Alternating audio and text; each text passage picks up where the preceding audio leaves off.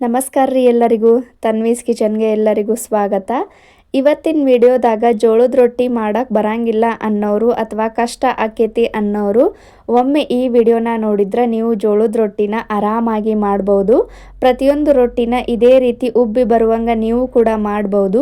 Expert ಇದ್ದವರು ಮಾಡ್ಬೋದ್ರಿ, ಆದ್ರೆ ಬಿಗಿನರ್ಸ್ಗೆ ಜೋಳದ ರೊಟ್ಟಿ ಮಾಡೋದು ತುಂಬಾ ಕಷ್ಟ ಆಗುತ್ತೆ. ಅಂಥವ್ರು ಒಮ್ಮೆ ಈ ವಿಡಿಯೋನ ನೋಡ್ರಿ, ನೀವು ಪರ್ಫೆಕ್ಟ್ ಆದಂಥ ಉಬ್ಬಿ ಬರುವಂಥ ಜೋಳದ ರೊಟ್ಟಿನ ಆರಾಮಾಗಿ ಮಾಡ್ಬೋದು. ಬರೀ ಹಂಗಿದ್ರೆ ವಿಡಿಯೋನ ಸ್ಟಾರ್ಟ್ ಮಾಡೋಣ. ಈ ಜೋಳದ ರೊಟ್ಟಿನ ಹೆಂಗೆ ಮಾಡೋದು ಅಂಥೇಳಿ ಒಂದು ಸರ್ತಿ ಹೋಗಿ ವಿಡಿಯೋನ ನೋಡ್ಕೊಂಡು ಬರೋಣಂತ. ಜೋಳದ ರೊಟ್ಟಿನ ಮಾಡೋಕ್ಕೆ ಫಸ್ಟ್ ನಾನಿಲ್ಲೇ ಜೋಳದ ಹಿಟ್ಟನ್ನ ತೊಗೊಳಕತ್ತೇನೆ ರೀ. ಜೋಳದ ರೊಟ್ಟಿ ಮಾಡೋರು ಕಷ್ಟ ಅನ್ನೋರು ಈ ರೀತಿ ಫಸ್ಟು ಬಿಗಿನರ್ಸ್ ಇದ್ದವರು ಈ ರೀತಿ ಕಪ್ ಒಳಗೆ ಅಳತಿ ಮಾಡ್ಕೊಂಡ ಹಿಟ್ಟು ತಗೋರಿ. ಈ ರೀತಿ ಮಾಡಿದ್ರೆ ನಿಮ್ಗೆ ಜೋಳದ ರೊಟ್ಟಿ ಎಲ್ಲೂ ಕೆಡೋದಿಲ್ಲ, ಭಾಳ ಪರ್ಫೆಕ್ಟಾಗಿ ಬರ್ತಾವು. ಉಬ್ಬಿ ಬರುವಂಥ ಜೋಳದ ರೊಟ್ಟಿ ನೀವು ಕೂಡ ಮಾಡ್ಕೊಳ್ಬೋದು. ನೋಡ್ರಿ, ಇವಾಗ ನಾನು ಆ ಜೋಳದ ರೊಟ್ಟಿಗೆ ಈಗ ಸ್ವಲ್ಪ ಅದನ್ನು ಪೂರ್ತಿ ನಡು ಹಿಟ್ಟೆಲ್ಲ ಸರಿಸಿ ಈ ರೀತಿ ಸ್ವಲ್ಪ ಸ್ಪೇಸ್ ಕೊಟ್ಕೊಳಕತ್ತೇನೆ. ಅಂದ್ರೆ ನಮ್ಮ ಕಡೆ ಇದನ್ನು ಜಿಗಿಟ್ ಹಾಕೊಳ್ಳೋದು ಅಂತಾರೆ. ನೋಡ್ರಿ, ಇವಾಗ ನಾನು ಯಾವ ಕಪ್ ಒಳಗೆ ಜೋಳದ ಹಿಟ್ಟನ್ನು ತೊಗೊಂಡಿದ್ದೀನಲ್ಲ ಅದೇ ಕಪ್ ಒಳಗೆ 1 ಕಪ್ ಆಗುವಷ್ಟು ನೀರನ್ನ ತಗೊಂಡು ನೀರನ್ನ ಪೂರ್ತಿ ಕುದಿ ಬರುವಂಗೆ ಕುದಿಸ್ಕೊಳ್ಬೇಕ್ರಿ. ನೋಡ್ರಿ, 2 ಕಪ್ ಜೋಳದ ಹಿಟ್ಟಿಗೆ 1 ಕಪ್ ನೀರು ಕರೆಕ್ಟ್ ಆಗಿರುತ್ತೆ. ನೋಡ್ರಿ, ಈ ರೀತಿ 1 ಕಪ್ ನೀರು ಏನೈತಲ್ಲ ಪೂರ್ತಿ ಕುದಿ ಬರಬೇಕು. ಇವಾಗ ಗ್ಯಾಸ್ನ ಆಫ್ ಮಾಡಿಬಿಟ್ಟು ನಾವೇನು ಜೋಳದ ಹಿಟ್ಟೊಳಗೆ ಒಂದು ಸರ್ಕಲ್ ಮಾಡಿ ಇಟ್ಕೊಂಡಿದ್ದೀವಲ್ಲ ಅದರೊಳಗೆ ಈ ಕುದಿಯುವಂಥ ನೀರನ್ನ ಹಾಕಬೇಕ್ರಿ. ಈ ರೀತಿ ಹಾಕಿಂದ 1 ಸ್ಪೂನ್ ತಗೊಂಡು ಇದನ್ನು ಸೈಡ್ ಇದ್ದಿದ್ದ ಹಿಟ್ಟೆಲ್ಲ ಇದ್ರೊಳಗೆ ಪೂರ್ತಿಯಾಗಿ ನೀಟಾಗಿ ಕಲಿಸ್ಕೊಳ್ಬೇಕು. ಈ ರೀತಿ ಮಾಡ್ಕೊತ ಬರಬೇಕ್ರಿ. ಇದು ಏನೈತಲ್ಲ ತಿಳುವು ಆಗಬಾರ್ದು, ಗಟ್ಟಿ ಆಗಬೇಕು. ಗಟ್ಟಿ ಆದ್ರೆ ಜೋಳದ ರೊಟ್ಟಿ ಭಾಳ ಅಂದ್ರೆ ಭಾಳ ಪರ್ಫೆಕ್ಟಾಗಿ ಬರ್ತಾವು. ನೋಡ್ರಿ, ಇವಾಗ ನಾನು ಸ್ವಲ್ಪ ಹಿಟ್ಟನ್ನು ಈ ರೀತಿ ನಡು ಸೇರಿಸ್ಕೊಳಕತ್ತೇನೆ. ಈ ರೀತಿ ಪೂರ್ತಿಯಾಗಿ ಮಿಕ್ಸ್ ಮಾಡಿಕೊಂಡು ಇದನ್ನು ಒಂದು ಉಂಡೆ ರೀತಿಯಾಗಿ ಮಾಡ್ಕೊಳ್ಬೇಕು. ಈ ರೀತಿ ಎಷ್ಟು ಸಾಧ್ಯ ಆಕೈತಲ್ಲ ಅಷ್ಟು ಹಿಟ್ಟನ್ನು ಪೂರ್ತಿಯಾಗಿ ಮಿಕ್ಸ್ ಮಾಡಿ ಇಟ್ಕೊಳ್ಬೇಕ್ರಿ. ನೋಡ್ರಿ, ಇವಾಗ ನಡು ಪೂರ್ತಿಯಾಗಿ ಗಟ್ಟಿ ಆಯಿತು ಆ ಹಿಟ್ಟು. ಈ ರೀತಿ ಹಿಟ್ಟು ಏನೈತಲ್ಲ ಇದು ತಿಳುವು ಆಗಬಾರ್ದು, ಗಟ್ಟಿಯಾಗೇ ಇರಬೇಕು. ತಿಳುವಾದ್ರೆ ಜೋಳದ ರೊಟ್ಟಿ ಸರಿಯಾಗಿ ಬರೋದಿಲ್ಲ. ನೋಡ್ರಿ, ಇವಾಗ ಪೂರ್ತಿಯಾಗಿ ಹಿಟ್ಟು ಗಟ್ಟಿ ಆಗೈತಿ. ಇದ್ರೊಳಗೆ ಎಕ್ಸ್ಪರ್ಟ್ ಇದ್ದವರು ಇದನ್ನು ಸ್ವಲ್ಪ ತಿಳುವಾದರೂ ಆಯ್ತು, ಗಟ್ಟಿ ಆದರೂ ಆಯ್ತು, ಜೋಳದ ರೊಟ್ಟಿನ ಸ್ವಲ್ಪ ಅಡ್ಜಸ್ಟ್ ಮಾಡಿಕೊಂಡು ಮಾಡ್ತಾರೆ. ಆದ್ರೆ ಬಿಗಿನರ್ಸ್ ಇದ್ದವರು ತುಂಬಾ ಕಷ್ಟ ಆಗತ್ತೆ ರೀ. ನೋಡ್ರಿ, ಇವಾಗ ನಾನು ಪೂರ್ತಿಯಾಗಿ ಹಿಟ್ಟನ್ನು ಕಲಿಸ್ಕೊಳಕತ್ತೇನೆ.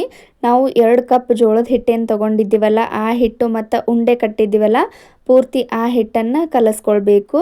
ಇವಾಗ ಸೀಕ್ರೆಟ್ ಟಿಪ್ಸ್ ಅಂತೇನು ಹೇಳಿದ್ನಲ್ಲ ಅದು ಇದೆ. 1-2 ಟೀ ಸ್ಪೂನಷ್ಟು ಅಡುಗೆ ಎಣ್ಣೆನ ಸೇರಿಸ್ಕೊಂಡು ಈ ರೀತಿ ಹಿಟ್ಟನ್ನು ಕಲಿಸೋದ್ರಿಂದ ಜೋಳದ ರೊಟ್ಟಿ ಭಾಳ ಪರ್ಫೆಕ್ಟಾಗಿ ಬರ್ತಾವೆ. ಬಿಗಿನರ್ಸ್ ಇದ್ದವ್ರಿಗೆ ಇದು ತುಂಬಾ ಹೆಲ್ಪ್ ಆಗತ್ತೆ ರೀ. ಸ್ವಲ್ಪ ಕೂಡ ಜೋಳದ ರೊಟ್ಟಿ ಎಲ್ಲೂ ಹರಿಯೋದಿಲ್ಲ, ಭಾಳ ಪರ್ಫೆಕ್ಟಾಗಿ ಬರ್ತಾವೆ. ನೋಡ್ರಿ, ಹಿಟ್ಟನ್ನು ಕಲಿಸ್ಕೊಳ್ಳುವಾಗ ಈ ರೀತಿ ಫಸ್ಟು ಡ್ರೈ ಮಿಕ್ಸ್ ಮಾಡ್ಕೊಳ್ಬೇಕು ಎಲ್ಲ ಹಿಟ್ಟನ್ನು. ಆಮೇಲೆ ಸ್ವಲ್ಪ ತಣ್ಣೀರನ್ನ ಹಾಕಿ ಈ ರೀತಿ ನೀಟಾಗಿ ಕೈಯಿಂದ ಮಿಕ್ಸ್ ಮಾಡ್ಕೊಳ್ಬೇಕು. ಈ ರೀತಿ ನಾವು ಎಷ್ಟು ನೀಟಾಗಿ ಹಿಟ್ಟನ್ನು ಕಲಿಸ್ಕೊಳ್ತೇವಲ್ಲ ಜೋಳದ ರೊಟ್ಟಿ ಅಷ್ಟು ಪರ್ಫೆಕ್ಟಾಗಿ ಬರ್ತಾವೆ. 2-3 ನಿಮಿಷ ಇದೇ ರೀತಿ ಹಿಟ್ಟನ್ನು ನೀಟಾಗಿ ಕಲಿಸ್ಕೊಳ್ಬೇಕ್ರಿ. ಜಾಸ್ತಿ ಗಟ್ಟಿಯಾಗಿ ಕಲಿಸ್ಕೊಳ್ಬಾರ್ದು ಮತ್ತು ಜಾಸ್ತಿ ತಿಳುನೂ ಆಗಬಾರ್ದು. ಒಮ್ಮೆ ನೀರನ್ನ ಹಾಕಿ ಕಲಿಸ್ಕೊಳಕ್ಕೆ ಹೋಗಬೇಡ್ರಿ. ಈ ರೀತಿ ಸ್ವಲ್ಪನೇ ನೀರನ್ನ ಹಾಕಿ ಹಿಟ್ಟನ್ನು ಪೂರ್ತಿಯಾಗಿ ಕಲಿಸ್ಕೊರಿ.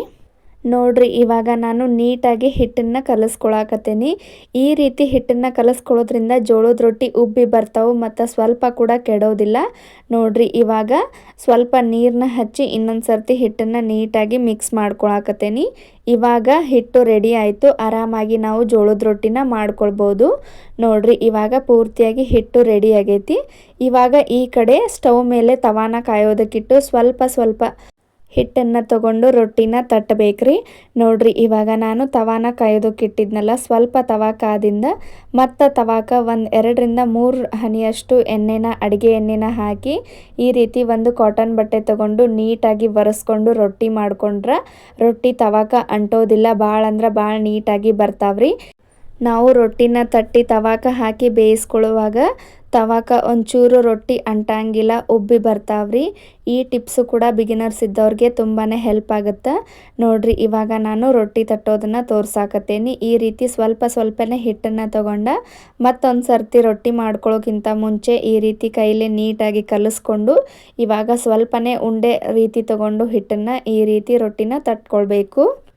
ಈ ರೀತಿ ರೊಟ್ಟಿನ ಮಾಡ್ಕೊಳ್ಳುವಾಗ ಒಂಚೂರು ಮೇಲೆ ಕೆಳಗೆ ಒಣ ಜೋಳದ ಹಿಟ್ಟನ್ನು ಹಚ್ಚಿ ರೊಟ್ಟಿನ ತಟ್ಕೊಳ್ಬೇಕ್ರಿ. ನೋಡ್ರಿ ಇವಾಗ ನಾನು ತಟ್ಟಿ ತೋರ್ಸಾಕತ್ತೇನಿ. ಈ ರೀತಿ ಒಣ ಹಿಟ್ಟನ್ನು ಹಚ್ಚಿ ಒಂದು ಕೈಯಿಂದ ರೊಟ್ಟಿನ ತಟ್ಟಬೇಕು ಮತ್ತು ಇನ್ನೊಂದು ಕೈಯಿಂದ ಕಿರುಬೆರಳಿಂದ ರೊಟ್ಟಿನ ಸರಿಸ್ಕೊಳ್ಬೇಕು. ಅಂದ್ರೆ ದಂಡಿಗೆಲ್ಲ ರೊಟ್ಟಿ ಹರಿಯೋದಿಲ್ಲ, ಭಾಳ ಅಂದ್ರೆ ಭಾಳ ಪರ್ಫೆಕ್ಟಾಗಿ ಬರ್ತೈತಿ. ನೋಡ್ರಿ ನಾನು ಯಾವ ರೀತಿ ರೊಟ್ಟಿನ ಮಾಡಾಕತ್ತೇನೆ ಅಂಥೇಳಿ, ಎಷ್ಟು ರೌಂಡಾಗಿ ಬರತೈತಿ ಮತ್ತು ಸ್ವಲ್ಪ ಕೂಡ ಏನೂ ಅಂಟೋದಿಲ್ಲ, ಹರಿಯೋದಿಲ್ಲ, ಎಷ್ಟು ನೀಟಾಗಿ ಪರ್ಫೆಕ್ಟಾಗಿ ರೊಟ್ಟಿ ಬಂದೈತೆ ಅಂಥೇಳಿ ನೀವ ನೋಡ್ರಿ. ಈ ರೀತಿ ನಿಮ್ಗೆ ಎಷ್ಟು ಬೇಕೋ ಅಷ್ಟು ದೊಡ್ಡದಾಗಿ ರೊಟ್ಟಿನ ತಟ್ಕೊಳ್ಬೋದು. ಇವಾಗ ನೋಡ್ರಿ ರೊಟ್ಟಿನ ತಟ್ಟಿದ್ದಾಯಿತು. ಈ ಕಡೆ ತವಾ ಕೂಡ ಕಾದೈತಿ. ಇವಾಗ ರೊಟ್ಟಿನ ಹಾಕಿ ಬೇಯಿಸ್ಕೊಳ್ಬೇಕು. ನೋಡ್ರಿ ಇವಾಗ ನಾನು ಪೂರ್ತಿ ಉರಿನ ಲೋ ಫ್ಲೇಮ್ನಲ್ಲಿ ಇಟ್ಕೊಂಡು ಫಸ್ಟು ರೊಟ್ಟಿನ ಬೇಯಿಸ್ಕೊಳಕತ್ತೇನೆ. ಈ ರೀತಿ ರೊಟ್ಟಿನ ಹಾಕಿಂದ ಒಂಚೂರು ಒಂದು ಕಾಟನ್ ಬಟ್ಟೆ ತೊಗೊಂಡು ನೀರೊಳಗೆ ಅದ್ದಿ ಈ ರೀತಿ ಮೇಲೆ ರೊಟ್ಟಿ ಪೂರ್ತಿ ಎಲ್ಲ ನೀಟಾಗಿ ಹಚ್ಚಬೇಕು. ಸ್ವಲ್ಪ ರೊಟ್ಟಿನ ತೇವ ಮಾಡ್ಕೋಬೇಕ್ರಿ. ನೋಡ್ರಿ ಇವಾಗ ಸ್ವಲ್ಪ ರೊಟ್ಟಿ ಬೆಂದಿದೆ ಅನ್ನುವಾಗ ಅದನ್ನು ವಾಪಸ್ ಈ ರೀತಿ ತಿರುವಿ ಹಾಕಬೇಕು. ನೋಡ್ರಿ ಇವಾಗ ಸ್ವಲ್ಪ ಗುಳ್ಳೆಗಳು ಬರಾಕ ಸ್ಟಾರ್ಟ್ ಆಗಿಂದ ಮೇಲೆ ವಾಪಸ್ ತಿರುವಿ ಹಾಕಿಬಿಟ್ರೆ ನಾವು ಕೈನ ಹಚ್ಚೋ ಅಗತ್ಯನೇ ಇಲ್ಲ. ರೊಟ್ಟಿ ತಾನಾಗೆ ಉಬ್ಬಿ ಬರ್ತೈತ್ರಿ. ನೀವು ನೋಡತ್ತಿರ್ಬೋದು ರೊಟ್ಟಿ ಎಷ್ಟು ಪರ್ಫೆಕ್ಟಾಗಿ ಉಬ್ಬಿ ಬಂದೈತೆ ಅಂಥೇಳಿ. ನಮ್ಗೆ ಬೇಕು ಅಂದ್ರೆ ಒಂದು ಕಾಟನ್ ಬಟ್ಟೆ ತಗೊಂಡು ಈ ರೀತಿ ಒತ್ತಿ ಒತ್ತಿ ರೊಟ್ಟಿನ ಬೇಯಿಸ್ಕೊಳ್ಬೇಕು. ನೋಡ್ರಿ ರೊಟ್ಟಿ ಎಷ್ಟು ಪರ್ಫೆಕ್ಟಾಗಿ ಬರಾಕತ್ತೈತೆ ಅಂಥೇಳಿ. ಈ ರೀತಿ ಉಬ್ಬಿ ಬರುವಂಥ ರೊಟ್ಟಿನ ನೀವು ಕೂಡ ಮಾಡಿರಿ. ಈ ಸೀಕ್ರೆಟ್ ಟಿಪ್ಸ್ನ ಫಾಲೋ ಮಾಡಿರಿ. ನಿಮ್ಮ ರೊಟ್ಟಿ ಕೂಡ ಸ್ವಲ್ಪನೂ ಕೆಡೋದಿಲ್ಲ. ನೋಡ್ರಿ ಇವಾಗ ನಾನು ಇನ್ನೊಂದು ರೊಟ್ಟಿನ ಬೇಯಿಸಿ ತೋರ್ಸಾಕತ್ತೇನಿ. ಈ ರೀತಿ ತವಾಕ ಹಾಕಿಂದ ಒಂಚೂರು ಕಾಟನ್ ಬಟ್ಟೆ ತಗೊಂಡು ರೊಟ್ಟಿನ ತೇವ ಮಾಡ್ಕೊಳ್ಬೇಕು. ನಾವು ತವಾಕ ಸ್ವಲ್ಪ ಅಡುಗೆ ಎಣ್ಣೆನ ಅಪ್ಲೈ ಮಾಡಿ ಒಂದು ಕಾಟನ್ ಬಟ್ಟೆ ತೊಗೊಂಡು ನೀಟಾಗಿ ಒರೆಸಿ ರೊಟ್ಟಿನ ಮಾಡ್ಕೊಳ್ಳೋದ್ರಿಂದ, ರೊಟ್ಟಿನ ಬೇಯಿಸ್ಕೊಳ್ಳೋದ್ರಿಂದ ರೊಟ್ಟಿ ನೀವು ನೋಡತ್ತಿರ್ಬೋದು ಸ್ವಲ್ಪ ಕೂಡ ತವಾಗ ಅಂಟ್ತಾ ಇಲ್ಲ. ಪೂರಿ ಸೇಮ ರೊಟ್ಟಿ ಉಬ್ಬಿ ಬರಾಕತ್ತಾವ್ರಿ. ಈ ರೀತಿ ಉಬ್ಬಿ ಬರುವಂಥ ರೊಟ್ಟಿನ ನೀವು ಮಾಡ್ಬೇಕಂದ್ರೆ ಈ ವಿಡಿಯೋದಾಗ ನಾವು ಹೇಳಿಕೊಟ್ಟಂಥ ಸೀಕ್ರೆಟ್ ಟಿಪ್ಸ್ನ ಫಾಲೋ ಮಾಡಿರಿ. ನಿಮ್ಮ ರೊಟ್ಟಿ ಕೂಡ ಪ್ರತಿಯೊಂದು ರೊಟ್ಟಿ ಕೂಡ ಇದೇ ರೀತಿ ಪೂರಿ ಥರ ಉಬ್ಬಿ ಬರ್ತಾವು. ಬಿಗಿನರ್ಸ್ ಇದ್ದವ್ರಿಗೆ ಈ ವಿಡಿಯೋ ತುಂಬ ಅಂದರೆ ತುಂಬಾ ಹೆಲ್ಪ್ ಆಗುತ್ತೆ. ನೀವು ನೋಡತ್ತಿರ್ಬೋದು ಪ್ರತಿಯೊಂದು ರೊಟ್ಟಿ ಕೂಡ ಎಷ್ಟು ನೀಟಾಗಿ ಪರ್ಫೆಕ್ಟಾಗಿ ಉಬ್ಬಿ ಬರಾಕತ್ತಾವ ಅಂಥೇಳಿ. ಸ್ವಲ್ಪ ಕೂಡ ಹರಿಯೋದಿಲ್ಲ, ಅಂಟೋದಿಲ್ಲ. ಈ ವಿಧಾನದಾಗ ನೀವು ಒಂದು ಸರ್ತಿ ಜೋಳದ ರೊಟ್ಟಿನ ಅಳತೆ ಪ್ರಕಾರ ಮಾಡಿ ನೋಡ್ರಿ. ಖಂಡಿತ ನಿಮ್ಮ ರೊಟ್ಟಿ ಕೂಡ ಸ್ವಲ್ಪನೂ ಕೆಡೋದಿಲ್ಲ, ಭಾಳ ಪರ್ಫೆಕ್ಟಾಗಿ ರೊಟ್ಟಿ ಬರ್ತಾವು. ಈ ವಿಡಿಯೋ ನಿಮ್ಗೆ ಇಷ್ಟ ಆಗಿದ್ರೆ ಅಥವಾ ನಮ್ಮ ಚಾನಲ್ಗೆ ಯಾರಾದರೂ ಫಸ್ಟ್ ಟೈಮ್ ವಿಸಿಟ್ ಮಾಡಿದ್ರೆ ನಮ್ಮ ಚಾನಲ್ನ ಸಬ್ಸ್ಕ್ರೈಬ್ ಮಾಡ್ಕೊರಿ. ಹಂಗೆ ನಿಮ್ಗೆ ಈ ರೊಟ್ಟಿ ವಿಡಿಯೋ ಇಷ್ಟ ಆಗಿದ್ರೆ ಒಂದು ಲೈಕ್ ಕೊಡೋದನ್ನು ಮಾತ್ರ ಮರಿಬೇಡ್ರಿ.